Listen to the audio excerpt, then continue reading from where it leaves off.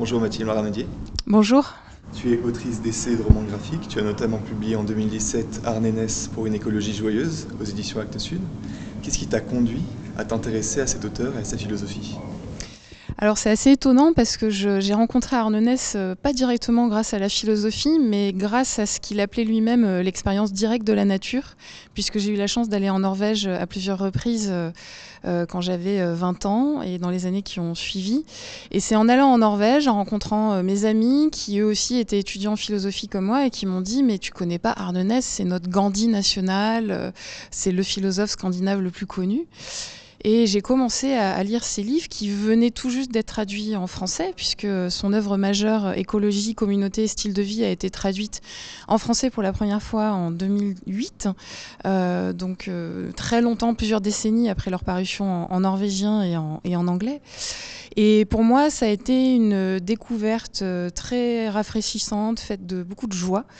Donc de découvrir son mouvement de l'écologie profonde qui n'était pas du tout adossé à une forme de pessimisme ou voilà, qui n'avait rien de larmoyant, une écologie qui nous pousse quand même à être responsables, mais à pas forcément sentir uniquement de la culpabilité. Et donc c'est assez rapidement que j'ai décidé de lui consacrer plusieurs publications, une bande dessinée notamment parue chez Futuropolis et puis l'ouvrage que tu as mentionné.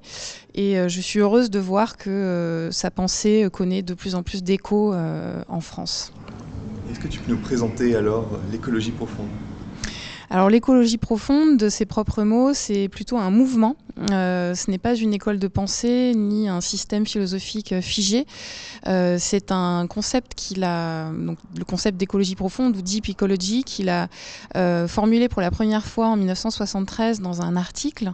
À partir de là, il y a consacré les dernières années de sa vie. Il a quitté l'université d'Oslo où il enseignait. Et l'écologie profonde, c'est le renversement de la vision de l'homme au sein de l'environnement en faveur d'une vision de la biosphère basée sur un égalitarisme biosphérique. Il l'a nommée profonde, cette écologie, ce mouvement de pensée, en opposition à ce qu'il qualifie de superficiel, d'écologie superficielle, qui serait, en d'autres termes, ce qu'on appelle aujourd'hui le greenwashing ou le capitalisme vert, c'est-à-dire des mesures qui sont uniquement des mesures pansements, qui sont faites pour servir les intérêts des populations aisées en Occident, pour réduire les effets de la pollution, trier les déchets, etc.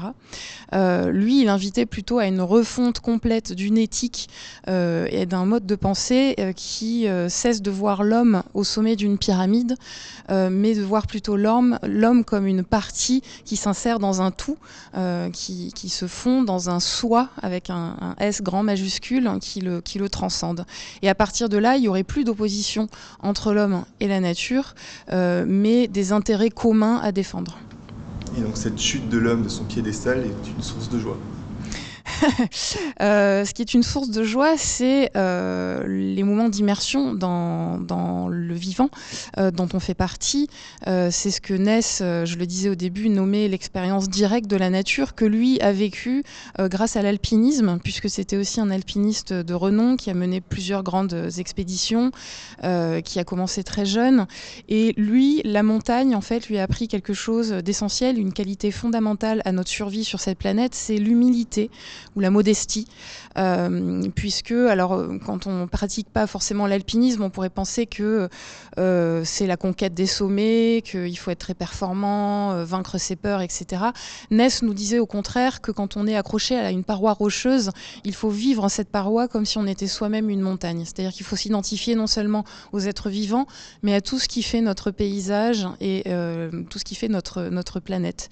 Et c'est uniquement comme ça, dans cette posture d'humilité et d'identification très forte, qu'on parviendra à dépasser le pessimisme, à dépasser nos peurs et à se servir de ces affects qui peuvent être aussi négatifs, comme la colère, pour être militant dans la joie. Donc ce rapport presque métaphysique à la nature est un rapport plutôt assez individuel. On pense donc à l'homme seul sur la montagne qui est entouré de la nature certes, mais qui est un rapport très personnel. Est-ce qu'alors cette approche métaphysique serait celle de la joie et une approche plus politique, plus collective, se heurterait alors à des empêchements, des impossibilités et donc serait condamnée au pessimisme?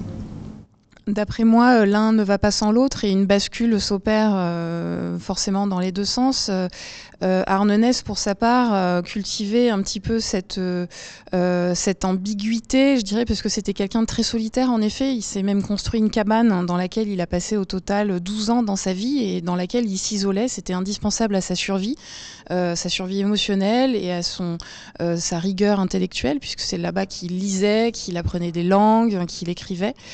Il se méfiait beaucoup des hommes. Il disait lui-même se méfier beaucoup plus des souffrances humaines que des avalanches et qu'on devait déplacer même ces notions de violence de la nature vers l'humanité. Pour autant, il n'était pas du tout anti-humaniste. Il était professeur à l'université d'Oslo. Il a mené lui-même beaucoup d'actions collectives, d'actions directes, non violentes, pour manifester contre des projets de barrages. Il était très inspiré par Gandhi. Mais je pense qu'il avait senti qu'il avait besoin d'un refuge pour se ressourcer. Pas forcément dans une perspective individualiste et égoïste de recentrement sur ses propres affects, mais oui, pour reprendre de l'énergie, pour agir ensuite. Merci beaucoup. Merci.